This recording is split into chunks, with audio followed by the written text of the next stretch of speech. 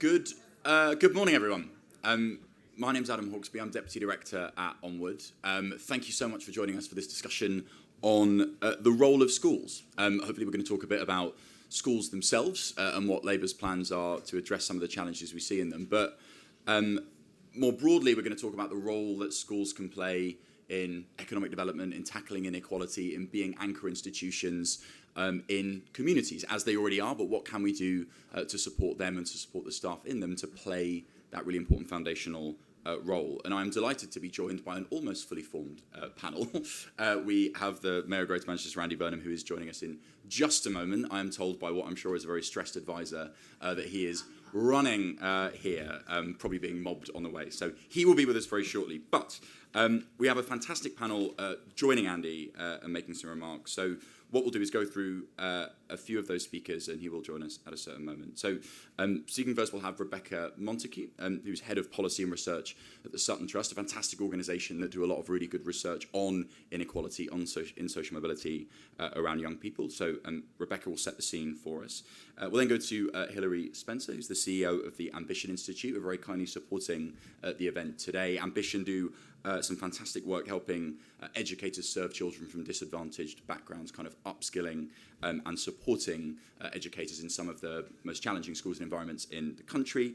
And then we'll turn to Louisa Mitchell, who is the CEO of the West London Zone, a kind of charity that works with young people in that part of the world, navigating social, emotional, academic challenges. And I think Louisa will be able to speak to that model of schools being embedded in a kind of network of institutions and actors that are looking to tackle really entrenched social challenges. So to kick off, we're going to have kind of 4 or 5 minutes reflections from the panel, and then we'll have plenty of time to come to questions from all of you. So Rebecca, kind of give us a bit of a baseline here, set the scene. What are some of the challenges that schools are going to be needed to marshal against?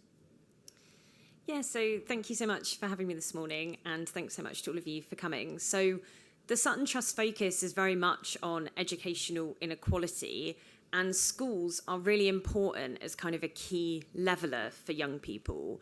I'd say quite recently in the pandemic, we saw very much what happens when that layer of support is in many ways stripped away. So schools mean that everyone has a place to go to, an opportunity to learn, access to teachers. Everything in that is not at all equal by a long way. But when that was gone in the pandemic, and we went from that to some students being able to work in a quiet room in their house with the internet and a good laptop of their own, to others actually having no equipment, not having a space that they were able to learn in, multiple people in the house, you could really see the difference that schools actually do make day to day in terms of social mobility and in terms of levelling out those opportunities. And, you know, making a real difference on social mobility has the potential to have a really big economic impact. So we know, for instance, from research the Sutton Trust have done, that it's estimated if you upped the amount of social mobility in the UK to the average amount in Western Europe, you could up GDP by about 2%. So that is not at all an inconsiderable amount of progress that you could get if you really make a difference on this question. One of the things I was asked to mention as well is the question around how you make sure high quality teaching can really serve a purpose in this and be used in the best way. But schools at the moment are facing really considerable challenges when it comes to teacher recruitment and retention. So from Sutton Trust research, we know that 71% of senior leaders are facing difficulties in recruiting at the moment. We know that 85% in the poorest schools are actually having recruitment issues to the extent that that's impacting the quality of education that those young people are getting. Now, there aren't simple solutions to that. Some of it is about money. Some of it is about actually teaching being quite a different profession now because of the fact you can work from home for so many other professions, and you can't offer that in the same way for teachers. So how can you make sure that it is an attractive working environment in other ways? How do you make sure that there's a better social economic mix across schools? Because actually for very disadvantaged schools, you're getting a lot of social problems being heaped on top of each other, and that's really a big pressure for teachers. If you can spread that load over the system more And actually, a lot of our state schools, and it isn't talked about enough, are highly socially, economically segregated because they're just based on who can afford a house next to a top school. And I think that's a big question for Labour going forward is, what is their offer on that? How do they try to tackle that to make sure that state schools are much more accessible? And also, there's just the fact that at the moment, schools and the question of how they fit into their wider communities have just been asked to do too much. So schools do act as a really great leveller, but we've got a system at the moment where actually 74% of teachers from our research have seen an increase in students being unable to concentrate in lessons, in classes. 38% have seen children coming into school hungry. It's very difficult for schools to fix all of those wider social issues that are being caused by children being in poverty. And if you really want to make a real difference on social mobility, yes, schools matter. Yes, the quality of teaching matters, but they cannot fix all of that wider social situation that just isn't possible, feasible, desirable, and it's not the best way to do it.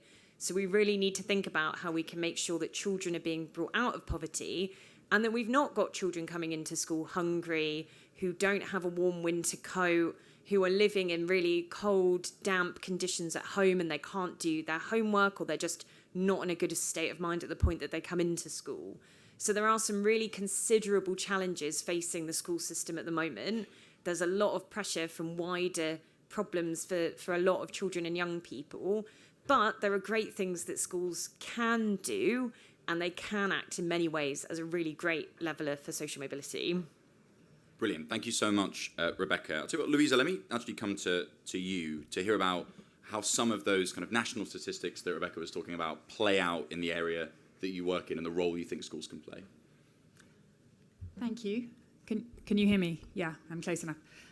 Thanks, Adam, and thanks, Becky, for that scene setting. I'm actually going to take it, I think, completely... I'm going to tell you a story. So alongside the statistics, I'm going to tell you a story. And I'm going to tell you a story about Lucy. Lucy lives in West London, where we work, and she was 9 when we met her. And she was really struggling at school. She didn't have friends, she was very low confidence, and she was very far behind already in her maths and English. And at home, she was struggling too. Her dad wasn't around. Her mum had a physical disability, which meant that she suffered with her mobility, so she really struggled to make ends meet. She couldn't take Lucy out to do activities at all, and actually just getting to school every day on time was a challenge. Her mum had been offered what's called early help support from the council, but she declined. Early help support's not mandatory from the council, and however good it is, families often decline because of trust issues. Carry on. Yeah. And Lucy had 2 years until she was about to transition to secondary school, and it's very, very high risk transitioning to secondary school like this. This is when the downward spiral can really accelerate. There's research that shows that children who are poor attenders, they're living below the poverty line, they're really behind in their schoolwork, they are most at risk of being excluded, most at risk of ending up with low or no grades that can lead to poor mental health, social isolation, unemployment, all that can stem from that. And I tell you the story of Lucy and her background as an example to say to you that when we start working with a school, and I'll explain to you how we do that, we start by saying which are the 30 or 40 families who most need help, and how are we going to get alongside them, and how are we going to engage them in a way that suits them. And proactively asking that question, thinking about how we do it, is essential, because there are lots of children like Lucy who have a sort of multiplicity of difficulties that make them very at risk, rather than a single issue that triggers a crisis point intervention, which is often too late. So how did this work for Lucy? Her West London Zone link worker, that's our link worker, based full-time in her school, got to know her and her mum really well, built a deep trusted relationship, understood that Lucy loved the performing arts, wanted to be sporty. So we brought into her school street dance, youth theatre, circus skills that existed in our community, but that Lucy wasn't accessing, and lots of children don't access. And our link worker also took her to the local boxing club and started boxing because her mum simply couldn't take her.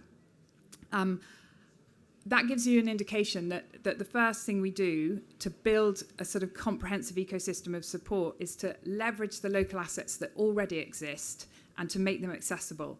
Then we fill in the gaps.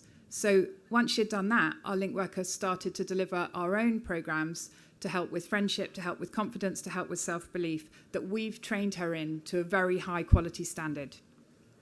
She also managed to get her mum to engage with those early help services because she had developed a trust with her mum because of the way she was working with her child. And those are the services that have been earlier denied. And then we secured her a place with a local reading charity to help engage her mum and her with reading in the home and their English language. And then we commissioned intensive maths and English support in consultation with Lucy's teacher so that it all lined up with her curriculum. So Lucy progressed really well. I'm telling you a nice story today. She progressed really well in her final year of primary school when she'd been very at risk. She was confident enough to try for the school choir. She sang in the Albert Hall. That's a magic moment. Magic moments change children's lives. We know that. And she went on to do really well in her SATs.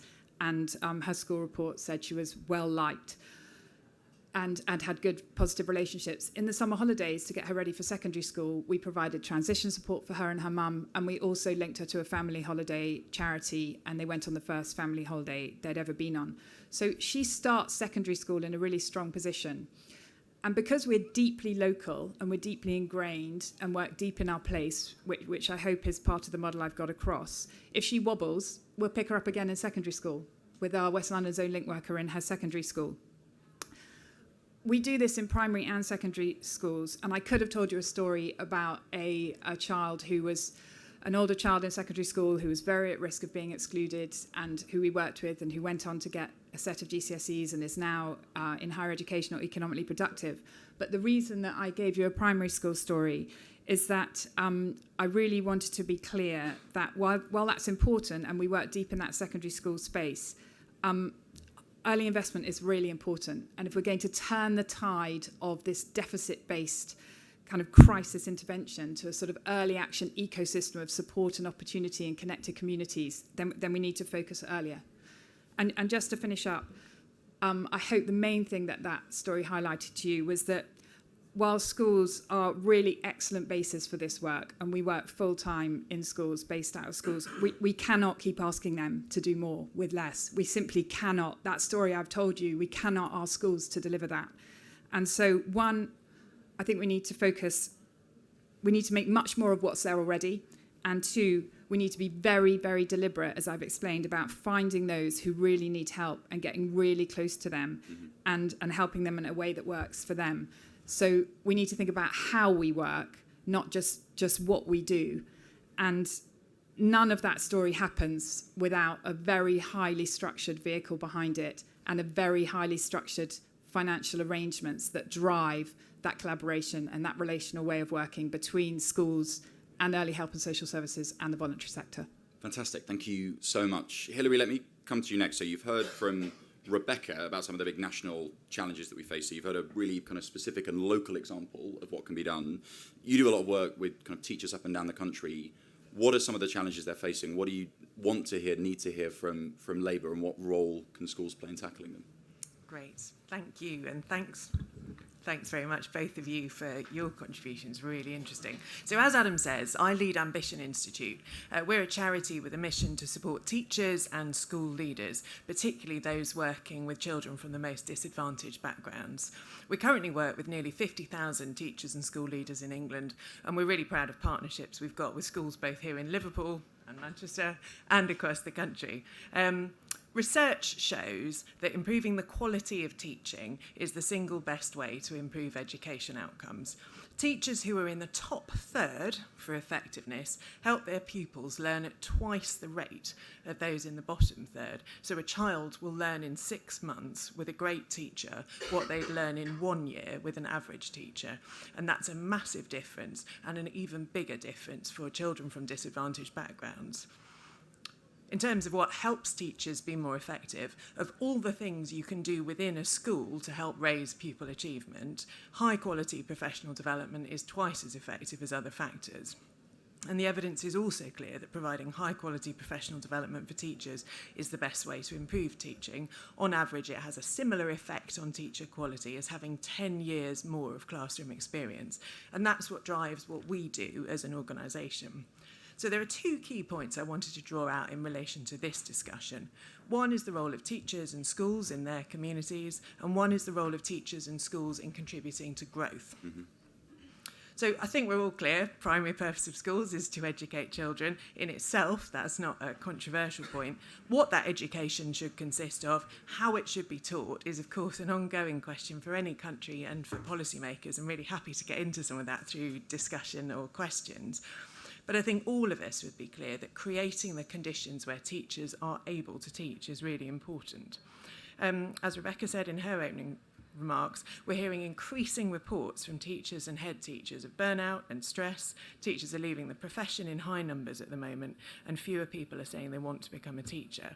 And COVID has been a really significant factor in exacerbating this. I won't rehearse some of the impacts of that, but I do want to shout out the amazing work that loads of schools, teachers and school leaders have done through that period. But some of the legacies of COVID are still affecting children really profoundly, and schools are dealing with the consequences of that against a backdrop of rising poverty rates.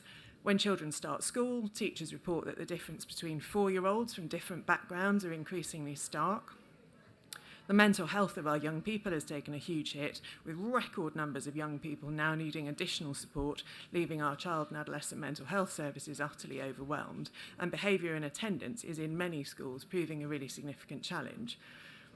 In so many cases, we hear amazing stories about teachers and schools stepping into that breach, and schools are often described as the fourth emergency service. So a Labour government's going to need to work out how we address some of those challenges, supporting schools to be able to deliver the best possible education for the children they serve, and wrestle with that crucial question of what we think is the best and right role for teachers and schools to play in their communities. We do, though, think there is an under-researched role of schools, and that's their contribution to our economy. There are good and proper debates to be had about things like careers advice or work experience and the balance of academic and technical skills. But one of our observations was there wasn't much evidence looking at the causal link between high quality teaching and economic growth. And any government in the current economic environment is going to have to work out where it puts its investment to have the biggest impact. Any pound of investment ideally needs to have an impact on social justice and on economic growth. So we recently commissioned some work from an organisation called Frontier Economics to look into what level of growth we could expect from continuing to improve the quality of teaching. And the findings are really interesting. I'll just tell you 4 key things.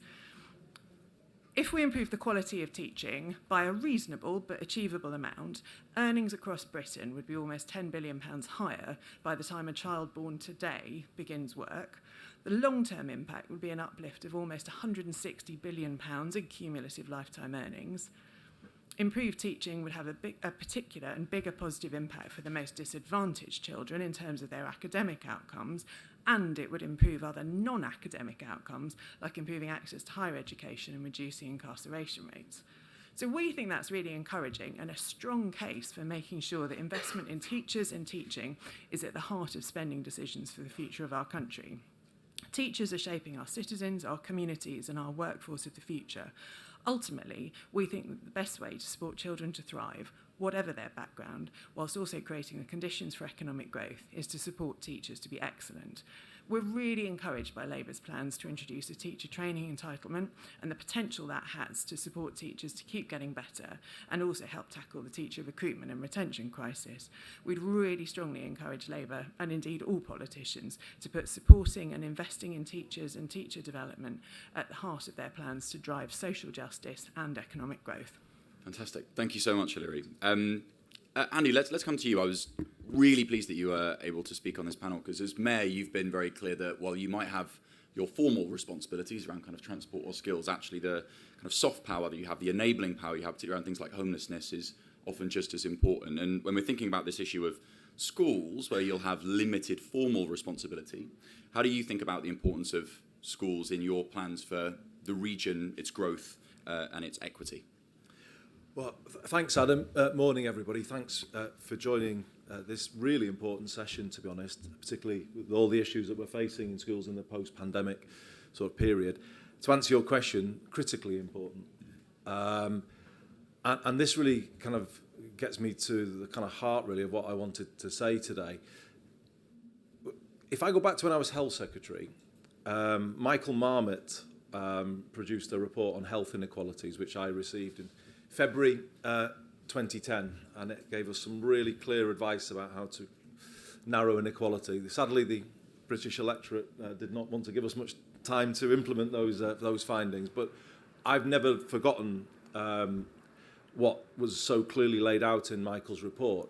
And it's simple, actually. If you want to give people a good life and good health, there are two things that are kind of critical determinants of that. Firstly, whether or not children arrive at school ready to learn, because the evidence is if they don't arrive ready to learn, they never catch up. And then secondly, do they leave formal education with a clear sense of purpose and hope for the future? And again, if they don't, the likelihood is they will have poor health and in some ways a challenging life. So for me, you've got to focus on those two things, and both of them can only be achieved with a whole system approach. You know, with all players in the city region sort of working together to support those goals. And this is kind of a critique first, to be honest, of education policy. I've never supported academisation personally in the form, and certainly not in the form that we currently have it, because I think what it does is it kind of separates schools from the system, everything else, and it almost makes them sort of, you know, I don't know, you know, they're kind of isolated islands within the system. And particularly then when some of the pressures on schools around results and the kind of temptation, if you like, to focus on the young people who may get the results for you that will please Ofsted, and then not on the kids who've got the biggest challenges and need most support, and the numbers of exclusions we've seen in recent times, the growth of pupil referral units. I think all of this is bound up with academisation. You know, I chair a Greater Manchester Reform Board, just to kind of make my point really clear to everybody, where all the main public services are represented at a decision-making level in the city region. So obviously, my organisation, Greater Manchester Police, Greater Manchester Fire and Rescue Service, Transport for Greater Manchester, you know, all the players are there. But how do you have a conversation with education? Because the commissioner role is at a northwest level. It's a fragmented world, but they are critical to what we are all about. And I think we need to see schools in a system more, rather than this idea that isolated institutions in the end can magically do everything and focus on everything. And the truth is they can't. We need to bring schools back more into the public service family. If you want proof of that, read an article that was in the Financial Times recently, A Year in the Life of a Head in a State School. It was by Jennifer Williams, and I think a few nods, because it was the things that, I know that head teacher, Glyn Potts, and he's absolutely brilliant, and I worked with him in the pandemic because he was so worried about what was happening to the kids. But how can they deal with that enormity of social need that is now that is coming into the school environment, linked to food and housing and you name it, all kinds of issues, if those schools do not have those relationships as they used to have with the council, with GMP, with others? You know, that is a real problem, and it really needs to be recognised as a real problem. And heads need more support. They are struggling. You know, I speak as my brother is head teacher of a school, you know, around 5 or so miles from here. My other brother is principal of a sixth form college. I just think the kind of life has changed since that academisation came in the early 2010s, and I really think we need to sort of, Labour needs to look at that and start thinking about schools within a system, rather than, you know, always thinking that isolated institutions work, because I think even with the health service we found that it doesn't necessarily work. You know, when you looked at foundation trusts, some will move forward, but some will not, some will drop, and that I don't think is the kind of system that you can have in either health or education. To point then quickly to two Greater Manchester solutions that I hope could become national solutions, and just had a really positive conversation with the Shadow Education Secretary about this morning. I would firstly point to some of the work that we did on school readiness, particularly running into the pandemic, as offering potentially a solution. And almost you could call it a sort of Labour Sure Start Mark II. We set a mission, I did as mayor when I came in, that we should have school readiness, all kids with a good level of development arriving in reception as a mission for the city region. And in the reform board, we got everybody focusing on it. And to the extent we could, we got education focusing on it as well, and schools playing their part as well. Just a simple thing when you start to go on that journey, when we're saying, look, this is everyone's responsibility. How do we all, and schools as well, by the way, because they need to worry about their 2-year-olds who are not going to be school ready if everything stays the same. We ask the question, well, how do we find out who's not going to be school ready at 2? And the truth is, only the health visitors know that information because they do the ages and stages questionnaire. But when we were looking at this in 2017-18, we found that they were on paper records, so no one else in the system could see that information about the kids who were not going to be school ready if everything stayed the same. So we put in place a massive programme of work where we digitised those health visitor records, started to give the whole system visibility, and then really focus on those kids at 2 if they're not going to get any, they will not be school ready if nothing changes for them. And that's the reason why I call it Sure Start Mark II, is because Sure Start was brilliant in many ways, but one criticism you could make is it wasn't really targeted on those who really most needed it. And actually, this approach really did get everyone's laser focus onto the kids who really needed it. By the time the pandemic hit, we had closed the gap on the numbers of kids on free school meals who weren't school ready. We'd closed the gap with England. We were some way behind the England average, and by the pandemic, we'd closed it. And it's kind of heartbreaking for me to say this, but the progress has been a bit broken apart by the pandemic, because obviously we suffered more lockdowns than other places. We were under restrictions longer, the case rate was higher, the nature of parents' work is often more, and more people were out at work in Greater Manchester perhaps than they were in other parts of the country because of the nature of their work. And the data for reception class 2022, good level of development, has taken a real drop down, I'm afraid to say. And that is the 2-year-olds in the first lockdown, isn't it? But we're going to get the data for 2023 reception class very soon, and I am pretty certain it will be a pretty bleak picture for those 1-year-olds in the first lockdown, and probably will be the same for the people who were born in the first lockdown. So this is playing through the system. So I think I don't see, since Sir Kevin Collins was sort of stood down, well, he resigned, and where is the national urgency about this issue? I kind of see the hangover of the pandemic playing out in a very, very negative way for some of the kids who've got the biggest challenges in life. And I don't hear enough about that. I think the approach that we began to take on school readiness could be a national approach where it's whole system. Everyone's working with the school to get the support to those kids so that they get to school, that they do better. To turn then to the second bit where, again, Greater Manchester might have an issue. How do you give all kids a sense of hope and direction for the future coming through secondary school? Again, I think the education reforms, and I appreciate we're in I don't know if people in Onward support those reforms still, but I do think it is right to look at them again. Mm-hmm. The Labour made a mistake, let's be honest, when we set that 50% target for people going to university without saying something for the other 50%. That was the problem, not having a clear kind of clear vision for what those kids would do. I think it was compounded with the introduction of the English baccalaureate in 2010, which, if you look it up, and it's still the measure that Ofsted used to judge schools, is still based on the GCSEs that universities most value. That is the rationale for the English baccalaureate. And what we find is that at 14, if kids are not taking the English baccalaureate and are not on the university route, they can quickly lose that sense of hope and direction. And that, I think, is a massive issue that needs fixing. We are talking about a reform in Greater Manchester using, to be fair to the government, powers we were given in a recent Trailblazer devolution deal. We are talking about creating 2 clear, equal routes at 14.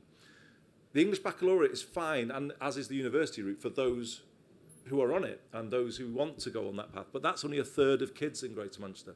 2/3 of kids do not take the English Baccalaureate, and 2/3 do not go on to university. But you have to ask yourself, what is the message that they're getting from secondary school, age 14 in year 10? And for those 2/3, it's not clear message. Consequently, when we do a survey of our teenagers in year 10, and we're one of the only city regions to do this, we survey them, 4 out of 5 say that they have hope for the future when they're asked that question, do you have hope? Which you might say on one level is a good number. But 1 in 5 say they don't have hope for the future at 14, which is a pretty bleak thing, is it not? But if you go into some of our least affluent communities, that will become 2 out of 5 or 3 out of 5. And this is, in my view, it's totally wrong that we're kind of not building the system for them. We've had the English education system dominated by the university route for as long as any of us have been around, and we have to create a system based on parity that offers 2 clear, equal routes. So our answer to that is the Greater Manchester Baccalaureate. To balance the E-Bac, we want to create the M-Bac. And what is the M-Bac? Well, at 14, it would be GCSEs that employers in our city region most value. So if the English Baccalaureate is what universities most value, we want a selection of GCSEs that we know employers value. So, for instance, engineering GCSE should not be sort of somehow seen as a second-class subject, which it is at the moment because it's not in the E-Bac. That is a good choice for kids in our city region. The creative subjects are a good choice at GCSE for the kids in our city region, so they would be in. Business studies is a good choice. Computer science, I would say everyone should be doing it, given the nature of the economy these days. And what we're trying to build then is at 16, a system where kids can apply for T-levels that will be linked to real work placements from some of our biggest employers in the city region. So that the kind of prestige to the route is brought by the likes of Siemens, BBC, ITV, who've all backed the Greater Manchester Baccalaureate. And then kids can apply for those T-levels in the same way that people on the university route get the clarity of how they would apply through UCAS. So that is how we are trying to give all young people in Greater Manchester a clear path to the economy, but also support the economy by having a really clear approach to the workforce challenges of the future. So all of it, to finish, Adam, can only be done with schools as part of a system. It cannot be achieved with schools in isolation. And I would say for the next Labour government, and it's interesting because this fringe today is almost pointing us a bit in that direction. The challenges are such now, the social issues that schools are dealing with, the challenges of the economy. I think it needs a wholesale change of thinking about education and seeing education as everybody's endeavour and a whole system, a whole child, whole system approach being taken. Fantastic. Thank you, Andy. Huge amount to dive into there from all the contributions, but I want to come to questions from you guys. Sorry, I cut off the round of applause. Mainly because I want to hear from you. So I've had loads of hands that have shot up there. Let me take 3 or 4 and then we'll do them as a group. So let's take one from over here, let's take one from back there, let's take one just there, and then one from over here. And then we'll do another round, I promise. So Mike over there. And if you could just say your name and the kind of organisation you're... Hi, Sally Kenny, counsellor in Lower Morden. And we've just... Thank you very much for all your speeches. Very interesting things to say. I want to be very precise. We are now calling education lifelong learning to incorporate 19 plus. I'll come back to that later, but one of the things I think... how do you remove academisation of our schools? Blair and Brown brought in a brilliant idea for failing schools, but it's become a business. And I've got a friend who's a head who wants to take her school out of academisation. She can't. So something needs to be done to change the laws to bring those out. Another thing, it's been implicit in what people have said about housing, but you've got families who are in private rented housing, especially if they've got children. The more children they've got, the more likely they're going to be evicted. takes them away from their school. They can't get into a school quickly. That messes up their education and is a disadvantage to them. So we've got to link this to housing to keep our families safe and secure so they can remain in schools. Sally, I might need to cut you off there. I'm sorry, Yeah. because I've got a few more people to come in, if that's okay. Thank you. Just a question back there, but two there from you, Sally. One on what practically can we do about academisation and some of its flaws, and the question of housing instability. And I do want to come back to that because I know it's really important. Yeah. Hi, I'm Jerry Arbuckle. I'm a trustee of a MAT, and also I work in the recruitment sector. First of all, Andy, I'd say there are good MATs and bad MATs. But I think the issue for us is not necessarily being able to find where to go in the system. We know where those people are. We know who our contacts are, and we try to speak to them regularly. The issue we have is that there aren't enough of them. And so you can't get through to people if you need reports written on kids. It takes months or weeks, and then we don't have enough staff to prepare those reports, which means that the teachers are under, as you know, extraordinary pressure, and we've got kids in the classrooms who shouldn't be in mainstream education, for example, and teachers and TAs are changing nappies and things like that. So all of that, I suppose, what I'm getting around to is my worry in the short term is teachers.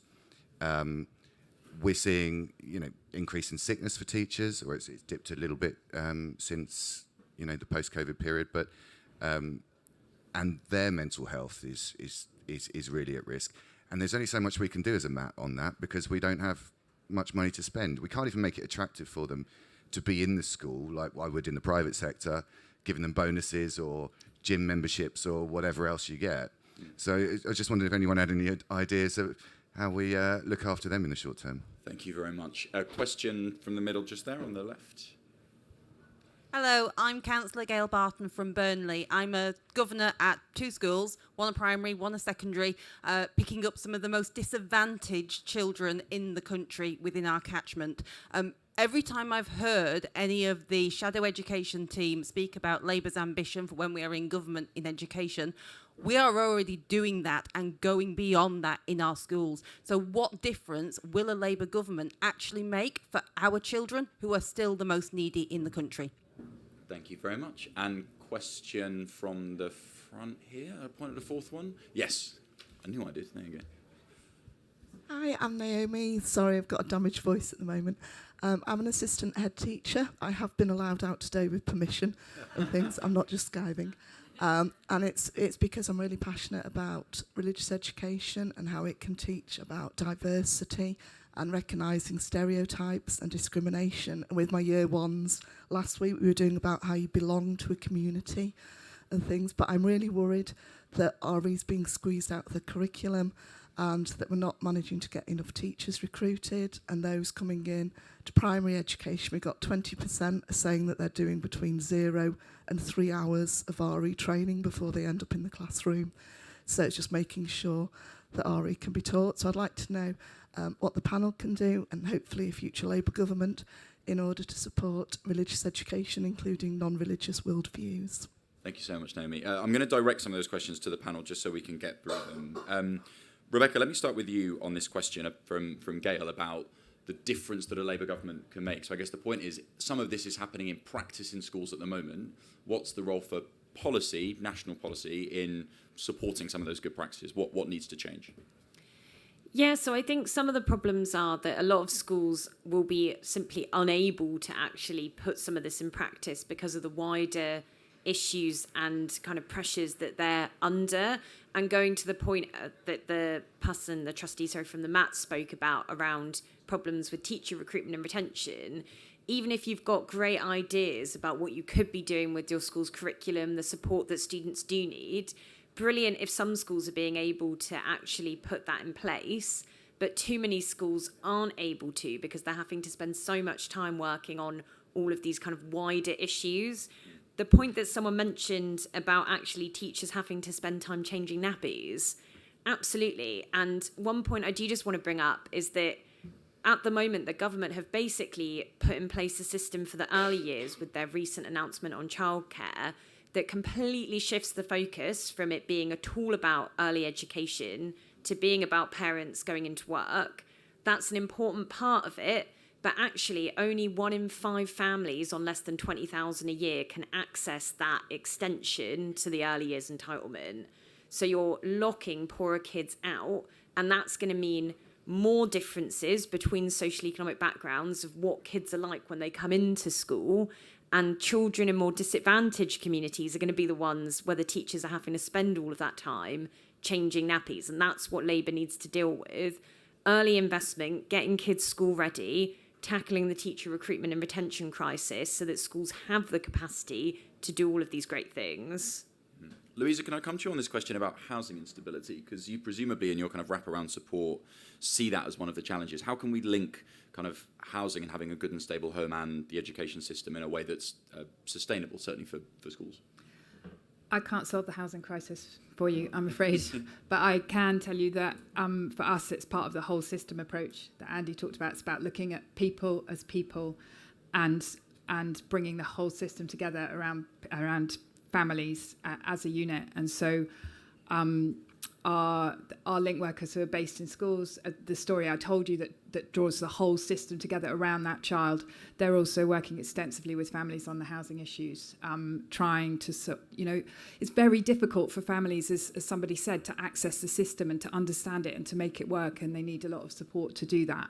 And so it requires just deep work to get alongside them to try to solve their individual problem. And just to say, like, it's people, we are, it's a slightly shameless, Andy, but we are designing something very interesting with one of your local authority children's services teams, 12 schools and 25 charities that we're about to announce. And we are hearing all of the same issues that we hear around housing and systems and schools in West London as we're hearing in Greater Manchester. It's very different context, very, very different.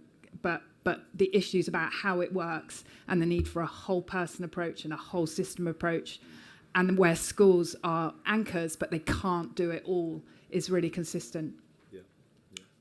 Let me come to you, Hilary, on this question of kind of Jerry's question about teachers that want to access the system, want to think in a kind of systems way, but maybe struggle to access the right resources. What more can we do to help teachers play that broader role? Is it about training or supporting them? Or is it about making sure local authorities or other services have the right resources? How do you think about the balance between those two things? Thanks, Adam. Yeah, and thank you for the question. What I realise academisation is sort of, it's a terrible word in and of itself, isn't it, for any sort of English teachers out there? I realise it's a sort of sensitive debate. There is quite a lot of evidence which says that schools working together as groups of schools can be more effective. Whether that group is a multi-academy trust or whether that group is part of a local authority, the evidence is not decisive on those things, but there is lots of evidence which says schools working together gives them more capacity to do a lot of things, whether it's better teaching, whether it's providing sort of other services around the school. So I think in terms of the role that some multi-academy trusts and indeed some local authorities are already playing, working together to maximise resources and make best use of the expertise you've got across that workforce is really important. We do know, though, that lots of people are already doing that and still feeling really stretched. So, Adam, your point about one of the things we hear from teachers and school leaders a lot is a really strong and amazing sense of sort of moral responsibility for the kids they are working with. And I think for lots of those teachers and school leaders, that drives them to want to be able to provide all of those services that they feel they're not able to access. But lots of them feel the pressure of that and also the stress of being required to do things that they're not equipped or trained to do. My perspective would be that trying to create a situation where teachers can do more of the things they are trained to do, so be really expert teachers, including things like sort of preparation time and thinking about how we can arrange flexibility in the curriculum, flexibility around time to create more space for teachers to do that is really important. And until we get more qualified, supported, resourced professionals in areas like mental health or child protection or social services, teachers, I think, are still going to feel that tussle of moral responsibility and professional expertise. So I would argue two things. One is continuing to focus on developing the professional expertise of teachers and school leaders in particular, but also looking at the resourcing and expertise of professional services around schools in different places. And can I very quickly point you to Naomi's question about religious education in schools? I mean, when you're working in teachers, is that one of the areas where you see a real gap in kind of teachers' experience, their ability to teach those classes? And if so, how do we address that? Yeah, so it's a good question, isn't it? And at the moment, as others have said, both teacher retention and teacher recruitment is a challenge, and they're a slightly vicious circle at the moment. What we're seeing at the moment is gaps across lots of different subjects. So typically, history is not a subject where we generally struggle to recruit teachers in this country. Even history, bless you, in the last sort of year is in danger of under-recruiting. So I think it's a challenge across all subjects. I think on RE specifically, certainly for primary schools, I think, again, primary school teachers at the moment are having to do an awful lot of stuff, and I think there are particular subjects which are at risk of being squeezed out of the curriculum. So again, we're encouraged by some of the shadow education teams' commitments to doing a curriculum review and looking at how we can broaden our access to some of those key subjects. Well, I think this is, again, the EBAC effect, is it not? RE is out, but why? Why? You know, RE, as you said, can give young people incredible insights. And you could argue, in the times that we're living in, critically important, actually, to understand different faiths, how different faiths relate to each other or don't, or points of conflict. You know, really important. And yet, where's the judgment? Where's the evidence that that's like to be frozen out to a degree? I mean, I personally, you know, of my 3 kids, 2 didn't do the English baccalaureate, and I honestly didn't have any qualms in saying to them, the school was saying, oh, they should, and great school, you know, fantastic sort of support for it, but I don't think they should be forced in that way. You know, drama, I encouraged Annie to do drama, because I said, no, it'd be brilliant for you, you know, speaking confidently and presenting in front of people, what a life skill that is. Drama, great GCSE to do, but that's not, you know, what the system is now being kind of asked to do. Music, you know, why freeze out music?